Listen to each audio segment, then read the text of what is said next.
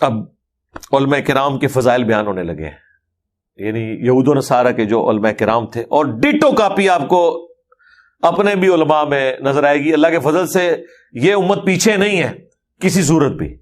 بخاری مسلم دونوں میں حدیث ہے، تم میں وہی خرابیاں پیدا ہوں گی، تم بھی قدم با قدم، بالشت بر بالشت اسی راستے پہ چل نکلو گے جس پہ اگلے لوگ چلے، حتیٰ کہ ان میں سے کوئی گوہ کے سوراخ میں داخل ہوا تم بھی وہی کام کرو گے۔ صحابہ کرام نے پوچھا کہ اس سے مراد کیا یہود و نصارہ ہیں کہ ہم ان کے ٹریک پہ چل پڑیں گے؟ تو آپ نے فرمایا اگر وہ لوگ مراد نہیں تو اور کون سے؟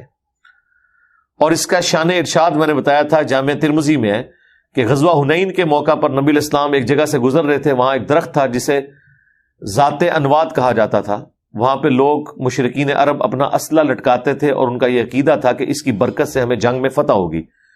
تو چند صحابہ نے کہا یا رسول اللہ آپ ہمارے لیے بھی ایک درخت مقرر کر دیں جہاں پہ ہم اپنا اسلحہ لٹکائیں اور برکات حاصل کریں۔ نبی علیہ السلام فرمایا سبحان اللہ، آج تو تم نے وہی بات کر دی۔ یہ محذوف تھا عما یشرکون، اللہ پاک ہے اس شرک سے جس کی طرف اب تمہارا خیال چلا گیا، تم نے تو وہی بات کر دی جو موسیٰ کے ماننے والوں نے کی۔ پھر نبی علیہ السلام نے سورۃ الاعراف کی آیت نمبر 138 کی تلاوت کی کہ جب موسیٰ علیہ السلام اپنے ساتھیوں کے ساتھ، پیغمبر موجود ہیں، ایک جگہ سے گزرے، انہوں نے دیکھا کہ بعض لوگ بتوں پر دھیان کیے ہوئے، اعتکاف کیے ہوئے بیٹھے ہیں، تو انہوں نے کہا اے موسیٰ علیہ السلام آپ ہمارے لیے بھی اللہ کا کوئی بت مقرر کر دیں کہ ہم اس پہ دھیان کریں۔ دیکھیں یہ دھیان والا سلسلہ بھی آپ ہندوؤں میں دیکھ لیں، وہ کہتے ہیں ہم بھی اسی بھگوان کو مانتے ہیں، وہ ایک ہے، یہ دھیان کرنے کے لیے ہم نے اسٹیچو بنائے ہوئے ہیں۔ اگرچہ ان کی کتابیں بھی کہتی ہیں کہ گاڈ کا اسٹیچو نہیں آپ بنا سکتے، تصویر نہیں بنا سکتے۔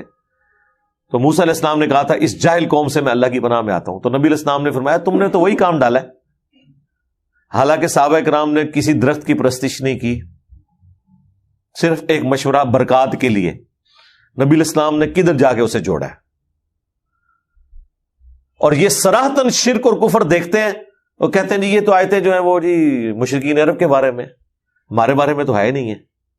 وہاں کسی نے کہا یا رسول اللہ ہم نے کون سا درخت عبادت کے لیے مانگا تھا، ہم تو برکت کی بات کر رہے تھے، آپ نے کہاں کی بات کہاں جوڑ دی۔ نبی علیہ السلام تو اتنے سینسٹیو تھے، مسند احمد میں حدیث ہے اللہم لا تجعل قبری وثنا یعبد، اے اللہ میری قبر کو بھی بت نہ بننے دینا کہ لوگ اس کی عبادت شروع کر دیں۔ اپنی قبر کو بت کہہ دیا حضور نے کہ اگر میری قبر کو بھی کوئی سجدہ گاہ بناتا ہے گویا کہ مجھے بت بنا لیا اس نے۔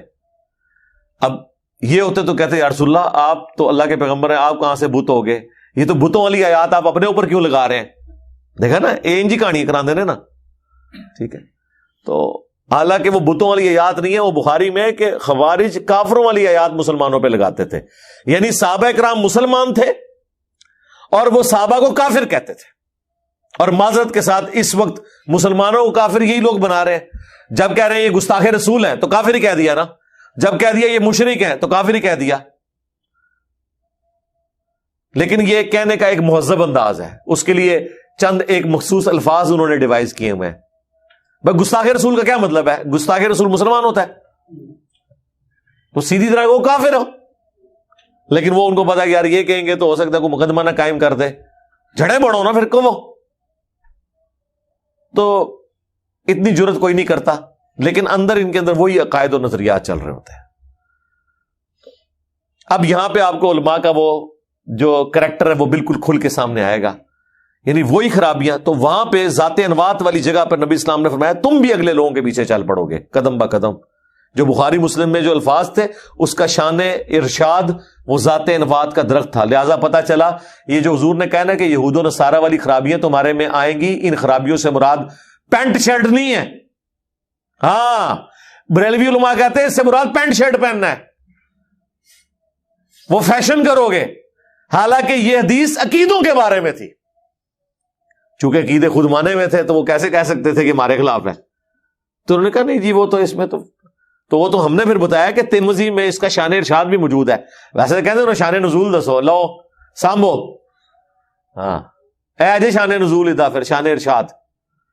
تو انہی خرابیوں میں سے ایک خرابی ہے حرام خوری، یعنی یہ علماء کا ترہ امتیاز حرام خوری، نہ حق طریقے سے مال ہڑپ کرنا۔ حرام خوری سے مراد صرف یہ نہیں ہے کوئی سودی کام کر رہا ہے، یا حرام چیز بیچ کے کاروبار کر رہا ہے. حرام خوری سے مراد یہ ہے کہ لوگوں کو آخرت کی لالچ دے کے اور ان کا مال بٹورنا، پیسے لے کے ان کی مرضی کے فتوے دینا، یہ ساری چیزیں حرام خوری ہیں. لو جی سنو پھر علماء کرام کے فضائل. یہ پڑھتے ہوئے یہ نہ سمجھیے گا کہ یہ یہود و نصارہ کے علماء ہیں. نبی علیہ السلام نے فرمایا کہ میری امت بھی پیچھے کوئی نہیں رہے گی ان سے، بالکل ڈیٹو کاپی، قدم با قدم، بالش بر بالش. سنو جی پھر فضیلت. یا ایھا الذین آمنوا، اے اہل ایمان، ان کثیر من الاحبار والرہبان، بے شک اکثر علماء اور صوفی، اور یہ ترجمہ میں اس لیے کروں تاکہ آپ کو سمجھ آئے. ویسے احبار وہ علماء ہوتے تھے جو علم کی گہرائی کو پہنچے ہوتے تھے، یعنی فقہ کرام، فقہ کرام، استاذ العلماء، اور رہبان جو راہب تھے، جوگی، صوفی. اکثر جو ہے نا لا یاکلون اموال الناس بالباطل، وہ ضرور کھاتے ہیں لوگوں کا مال باطل طریقے سے. وَيَصُدُّونَ عَن سَبِيلِ اللَّهِ، اور روکتے ہیں اللہ کے راستے سے. کتنی حیران کن بات ہے، پیسہ کھا رہے ہیں اللہ کا تعارف کروانے کا، لیکن اللہ کا کہہ رہا ہے یہ پیسے لے کے میرے نام کے اوپر میرے ہی راستے سے. یعنی وہ جس طرح آپ فلموں میں بھی دیکھتے ہیں نا کہ اینڈ پہ پتہ چلتا ہے کہ گیم کس نے ڈالی ہوئی ہے، وہ حکومتی کوئی بڑا ہی جو ہے سب سے بڑا مجرم نکل آتا ہے جو کسٹوڈین بنا ہوا ہوتا ہے. تو اللہ تعالیٰ نے دیکھے بتا دیا کہ علماء کتنی یعنی خدمت کر رہے ہیں دین کی، اور کسٹوڈین بنے ہوئے ہیں دین کے، کہ ان کی اکثریت جو ہے نا وہ حرام طریقے سے لوگوں کا مال کھا رہی ہے، باطل طریقے سے. اور اینڈ رزلٹ یہ ہے کہ مطلب ان کی دنیا تو برباد کی ہے، آخرت بھی برباد کر دی. جب کسی کا مال کھا لیا تو اس سے دنیا لے لی اس کی، اور آخرت کی لالچ دی تھی، الٹا وہ آخرت سے دور کر دیا، شیطان کے راستے پہ چلا دیا. وَيَصُدُّونَ عَن سَبِيلِ اللَّهِ، اور روکتے ہیں اللہ کے راستے سے.